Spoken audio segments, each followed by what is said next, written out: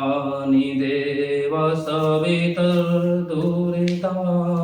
पराशुभ यद्भद्रं तन्न आशुभ। सभी को नमस्कार। आज की वीडियो में मैं बताऊंगा कि पिछली वीडियो में बताया था कि हम कैसे लोगों के सामने इस दुनिया के ताने बाने में अपने को व्यवस्थित करें, स्थान दिलाएं, सम्मान दिलाएं। तो उसमें आया कि जो हमारा मन है वो विश्वास से भरा हो, और हमारा मन कब विश्वास से भरा होगा? जब हम सत्य मार्ग पर चलें। हमारा शरीर बाहर के पदार्थों से, बाहर के क्रियाकलापों से जो बाह्यकरण है वो शुद्ध, पवित्र, मजबूत बल से युक्त होता है। उसी प्रकार जो मन है वो आंतरिक अंतःकरण में जो उद्बुद्ध होने वाली, पैदा या महसूस किए जाने वाली भावनाएं हैं, विचार हैं, उनसे मन आपका मजबूत होता है। तो उसके लिए मैं एक तरीका आपको बताता हूँ कि कैसे आपका मन आपके मस्तिष्क के साथ जुड़कर आपके काम को सफलता की तरफ बढ़ाए। तो आप दर्पण, शीशा सभी देखते हैं, और अक्सर देखते हैं, अब तो फ़ोन सभी के पास है। कुछ माताएं बहनें तो पर्स में भी रखती हैं एक छोटा सा दर्पण, और फ़ोन सभी के पास है। और अक्सर हम फ़ोन में अपना चेहरा, बाल, आँख और सब कुछ देखते हैं। तो जो भी कुछ देखते हैं वो सब भौतिक है, बाहर से आने वाला। उसको हम चेहरे को धो लेते हैं, क्रीम लगा लेते हैं, और दूसरे पदार्थ हैं, अलंकार हैं, उनसे अलंकृत कर लेते हैं। परंतु वो तो कुछ समय बाद फिर मलिन हो जाता है। फिर उसके लिए आपको पुरुषार्थ करना पड़ता है, फिर उसी प्रकार से सजाना पड़ता है। और ये आपके मनोबल से कोई लेना देना नहीं। बाहर की सजावट आपके मन को मजबूत नहीं कर सकती। हाँ, इतना जरूर है कि बाहर से खाया हुआ अन्न जो अंदर जाकर ऊर्जा बनता है, एनर्जी बनता है, मन बनता है। बाहर का खाया हुआ अन्न प्राण बन के मन बनता है, तो वो बहुत बाद में।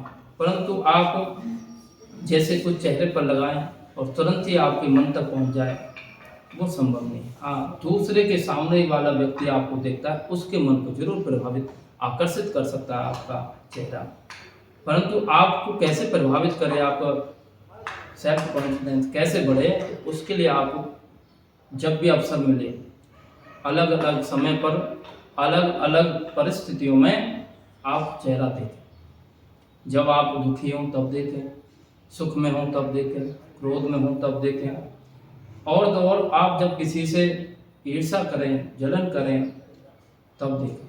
तो उस समय जो चेहरे पर भाव होंगे, सकल से भाव या साकल्य से, हमारे चेहरे पर हमारे अंदर क्या पदार्थ है, क्या मैटेरियल है, क्या भाव है, साकल्य है, क्या सामग्री है, वो सब दिखती है। परंतु कब दिखती है? जब वो वेग में हो। नहीं तो हम एक सिंपल सा एक चेहरे की आकृति बना के रखते हैं, जो हमारा स्वभाव है।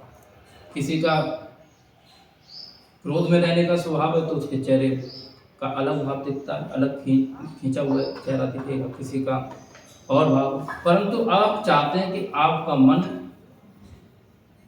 आपके कार्यों को सत्पूर्ण होकर चलाए, तन्मय मना से पमस्तु। तो आपको चाहिए कि आप अपने मन के जो भाव हैं, अंतःकरण में जो भाव है, उन सबको चेहरे पर ले आए। और वो आते हैं, स्वाभाविक है।